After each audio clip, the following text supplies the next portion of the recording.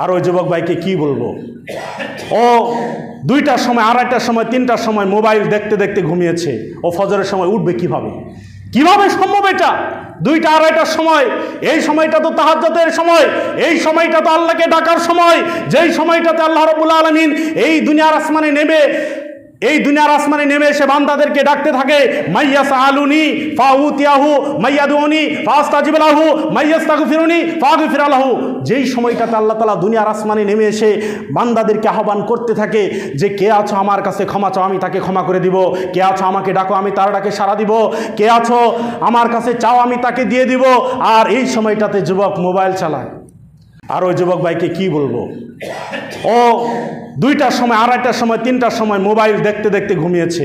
ও ফজরের সময় উঠবে কিভাবে? কিভাবে সম্ভব এটা? 2টা 2:30টার সময়, এই সময়টা তো তাহাজ্জুদের সময়, এই সময়টা তো আল্লাহকে ডাকার সময়, যেই সময়টাতে আল্লাহ রাব্বুল আলামিন এই দুনিয়ার আসমানে নেমে এসে বান্দাদেরকে ডাকতে থাকে, মাইয়াসআলুনি ফাউতিয়াহু, মাইয়াদুনি ফাস্তাজিব লাহু, মাইয়াস্তাগফিরুনি ফাগফির লাহু। যেই সময়টাতে আল্লাহ তাআলা দুনিয়ার আসমানে নেমে এসে বান্দাদেরকে আহ্বান করতে থাকে যে কে আছো আমার কাছে ক্ষমা চাও, আমি তাকে ক্ষমা করে দিব। কে আছো আমাকে ডাকো, আমি তার ডাকে সাড়া দিব। কে আছো আমার কাছে চাও, আমি তাকে দিয়ে দিব। আর এই সময়টাতে যুবক মোবাইল চালায়।